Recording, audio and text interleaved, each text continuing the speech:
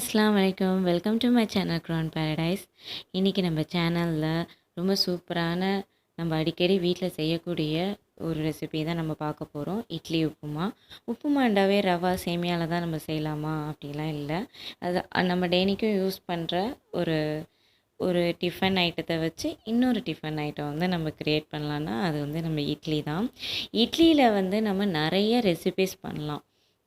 உப்புமா மட்டும் இல்லாமல் மஞ்சூரியன் அந்த மாதிரி நிறைய ரெசிபிஸ் பண்ணலாம். அதில் one of my most favourite recipe வந்து இட்லி உப்புமா தான். வாங்க எப்படி செய்யலான்னு பார்க்கலாம். லெஃப்ட் ஓவர் இட்லி தான் இப்போ நம்ம செய்ய போகிறோம். இல்லை உங்களுக்கு இட்லி உப்புமா சாப்பிட்ணுன்னு ஆசையாக இருக்குது, அதனால் அப்போவே சுட்ட இட்லியில் செய்யணுன்னா அது கண்டிப்பாக நல்லா ஆறணும்.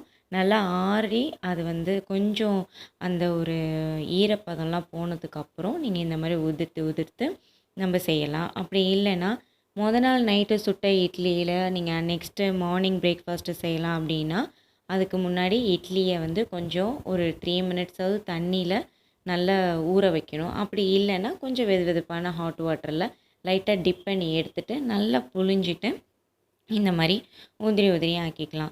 நான் வந்து காலையில் சுட்ட இட்லியை தான் நான் வந்து ஈவினிங் வந்து டீ கூட ஸ்நாக்ஸாக சாப்பிட்லாம் அப்படின்னு சொல்லிட்டு நான் செய்கிறேன். ஸோ அதனால் நான் வந்து தண்ணியிலலாம் டிப் பண்ணலை. ஜஸ்ட் இப்படி வந்து பிசைஞ்சாவே நல்லா உதிரியாக எனக்கு கிடச்சிருச்சு. இப்போ நெக்ஸ்ட்டு இந்த வந்து உதிரியாக இருக்கிற இட்லியை வந்து எப்படி நம்ம உப்புமாவாக செய்யலாம் அப்படின்னு தான் நம்ம பார்க்க போகிறோம். ஆஸ் யூஷுவல் சாதாரண உப்புமாவுக்கு நம்ம எப்படி ரெசிபி பண்ணுவோமோ அதே ஸ்டைல் தான். இதில் ஒவ்வொருத்தவங்க ஒவ்வொரு வெரைட்டியாக செய்வாங்க. இப்போ வந்து நான் வந்து ஈவினிங் ஸ்நாக்ஸுக்காக தான் நம்ம செய்கிறோம் அப்படிங்கிறதுனால ரொம்ப சிம்பிளாக நான் வந்து சும்மா ஒரு ஜஸ்ட் 3 மினிட்ஸில் நம்ம வந்து செய்யலாம், எப்படி செய்யலாம் அப்படிங்கிறது தான் இந்த வீடியோவில் பார்க்க போகிறோம். இப்போது எண்ணெய் விட்டுக்கலாம். நல்லெண்ணெய் விட்டுக்கிட்டாலும் சரி, இல்லை நார்மலாக ரீஃபைண்ட் ஆயில் விட்டாலும் சரி. இப்போ எண்ணெய் நல்லா காஞ்சதுக்கப்புறம் கடுகு, அதுக்கப்புறம் உளுத்தம்பருப்பு நம்ம ஆட் பண்ணிக்கலாம். கடுகு எப்போதுமே நல்லா வெடித்ததுக்கப்புறம் தான் அடுத்தடுத்த இன்க்ரீடியன்ட்ஸ் வந்து நம்ம ஆட் பண்ணணும். இப்போ நல்லா கடுகு நல்லா பொரிஞ்சிருச்சு. இப்போ நெக்ஸ்ட்டு வந்து நம்ம அடுத்தடுத்த இன்க்ரீடியன்ட்ஸை நம்ம ஆட் பண்ணிக்கலாம். எனக்கு வந்து உளுத்தம்பருப்பு ரொம்ப பிடிக்கும். வெள்ளை உளுத்தம்பருப்பு நம்ம சாப்பிடும் போது அது வாயில் கடுமுடுண்டு அது மெல்லும் போது அது எனக்கு ரொம்ப பிடிக்கும். அதனால தான் நான் எப்போவுமே உளுத்தம்பருப்பு ரொம்ப அதிகமாகவே சேர்த்துக்குவேன். உளுத்தம்பருப்பு வந்து உடலுக்கும் ரொம்ப நல்லது இல்லையா? அதனால் நான் உளுத்தம்பருப்பு எப்போவுமே நான் சேர்த்துக்குவேன். காஞ்ச மிளகா இல்லைன்னா பச்சை மிளகா நம்மளுடைய இஷ்டம்தான். நான் பச்சை மிளகா எடுத்துக்கல, நான் காஞ்ச மிளகா மட்டும்தான் எடுத்துக்கிட்டேன். இல்லை காஞ்ச மிளகாவும் பச்சை மிளகாவும் சேர்த்து கூட நம்ம எடுத்துக்கலாம். இப்போது தேவையான அளவுக்கு கருவேப்பிலை எடுத்துக்கலாம். கருவேப்பிலையும் வந்து அது நல்லா கிறிஸ்பியாக க்ரன்ச்சியாக அப்படியே அந்த எண்ணெயில் அப்படியே மாறணும். அதுக்கப்புறம் தான் அடுத்த இன்க்ரீடியன்ட் நம்ம சேர்க்கணும். இப்போ வந்து நான் ஒரு பெரிய பல்லாரி வெங்காயம் சின்னதாக முட்டைக்கு கட் பண்ணுற மாதிரி நான் வந்து சாப் பண்ணியிருக்கேன். இல்லை உங்களுக்கு நீட்டாக தான் கட் பண்ணால் தான் பிடிக்கும் அப்படின்னா அப்படியும் நீங்கள் சாப் பண்ணிக்கலாம். இப்போ நெக்ஸ்ட் இது நல்லா வதக்கணும். இப்போ வந்து இதில் வந்து பெருங்காயத்தூள் கூட நீங்கள் ஆட் பண்ணிக்கலாம். நான் பெருங்காயத்தூள்லாம் நான் ஆட் பண்ணலை. வந்து ரொம்ப கரெக்டாக எக்ஸாக்டான உப்புமா மாதிரி தான் நான் சாப்பிடுவேன் அப்படின்னு சொன்னால் நீங்கள் கடலப்பருப்பு ஆட் பண்ணிக்கலாம், பச்சை மிளகா ஆட் பண்ணிக்கலாம், அதுக்கப்புறம் நீங்கள் வந்து பெருங்காயத்தூள் ஆட் பண்ணிக்கலாம். சில பேர் மஞ்சத்தூள் கூட ஆட் பண்ணிப்பாங்க. அந்த மாதிரி கூட நீங்கள் செஞ்சுக்கலாம். பட் நான் அதெல்லாம் செய்யலை. நான் ஈவினிங் ஸ்நாக்ஸுக்கு நான் எப்படி நான் வந்து சிம்பிளாக செய்வேனோ அதை தான் நான் இந்த வீடியோவில் ஷேர் பண்ணியிருக்கேன். இப்போ நெக்ஸ்ட்டு வந்து தேவையான அளவு உப்பு ஆட் பண்ணிக்கலாம்.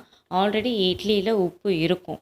இப்போ வந்து எக்ஸ்ட்ரா நம்ம உப்பு ஆட் பண்ணும் போது கரெக்டாக கொஞ்சமாக ஆட் பண்ணிக்கிட்டு பத்தலைன்னா அதுக்கப்புறம் லாஸ்ட் ஸ்டேஜில் கூட நம்ம உப்பு ஆட் பண்ணிக்கலாம். இப்போ கண்ணாடி பதத்துக்கு வந்தாலும் சரி, இல்லை முறுவலாக அந்த ஒரு மாதிரியான ப்ரௌன் கலரில் வந்தாலும் சரி, உப்புமாக்கு ரொம்ப நல்லாவே இருக்கும். இப்போ நெக்ஸ்ட்டு நம்ம உதிரியாக உதிர்த்து வச்சோம் இல்லையா இட்லி, அதை வந்து ஆட் பண்ணிக்கலாம். ஜஸ்ட்டு கிண்டி விட்டால் போதும். இது வந்து ரவா உப்புமாக்கு நம்ம வந்து ரொம்ப நேரம் தண்ணி தெளித்து அது ரொம்ப நேரம் வேவுற வரைக்கும் கிண்டிகிட்டே இருந்துட்டு அதுக்கப்புறம் மூடி வச்சுட்டு அப்புறம் வெயிட் பண்ணுவோமே, அந்த மாதிரி வெயிட் பண்ணணும்லாம் அவசியம் இல்லை. ஜஸ்ட் இதை அப்படியே வந்து நம்ம நல்லா கிண்டி விட்டு எல்லா இடத்துலையும் ஸ்ப்ரெட் பண்ணுற மாதிரி கிண்டி விட்டுட்ருக்கும் போதே நம்மளுக்கு அந்த உப்புமா ஸ்மெல் நம்மளுக்கு கிடைக்கும். அந்த ஸ்டேஜில் நம்ம வந்து அடுப்பை வந்து ஆஃப் பண்ணிக்கலாம்.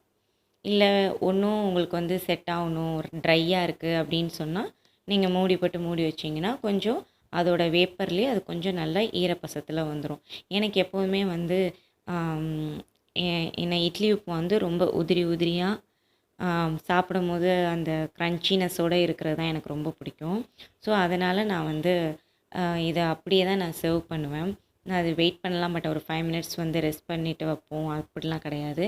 ஜஸ்ட்டு அடுப்புலேருந்து கிண்டிட்டு அப்படியே நான் வந்து பிளேட்டுக்கு ட்ரான்ஸ்ஃபர் பண்ணிவிடுவேன். இவ்வளோதாங்க. நான் இப்படி தான் வந்து ஈவினிங் ஸ்நாக்ஸுக்கு நான் இப்படி தான் செய்வேன். இதிலே நிறைய ரெசிபீஸ் இருக்குது. இன்ஷா அல்லாஹ் கண்டிப்பாக நெக்ஸ்ட்டு நம்ம சேனலில் எல்லா ரெசிபீஸுமே நான் வந்து அப்லோட் பண்ணுறேன். இட்லியிலே இவ்வளோ வெரைட்டி செய்யலாமா அப்படின்ட்டு எனக்கே வந்து ரொம்ப லேட்டாக தான் தெரியும். நானும் கற்றுக்கிட்டு தான் நான் வந்து இந்த ரெசிபீஸ் உங்களுக்கு நான் ஷேர் பண்ணுறேன். நான் ட்ரை பண்ணி சாப்பிட்டதுக்கப்புறம் தான் உங்களுக்கு நான் வந்து ரெசிபீஸை ஷேர் பண்ணுறேன். கண்டிப்பாக நீங்களும் வீட்டில் ட்ரை பண்ணி பாருங்கள். நம்ம சேனலில் ஃபர்ஸ்ட் டைம் பார்க்குறவங்களா இருந்தால் மறக்காமல் சப்ஸ்கிரைப் பண்ணிவிடுங்க, லைக் பண்ணுங்கள், உங்கள் ஃபேமிலி ஃப்ரெண்ட்ஸுக்கு ஷேர் பண்ணுங்கள். உங்களோட வீட்டிலலாம் நீங்கள் எப்படி இட்லி உப்புமா செய்வீங்க அப்படிங்கிறதையும் மறக்காமல் கமெண்ட்ஸில் ஷேர் பண்ணுங்கள்.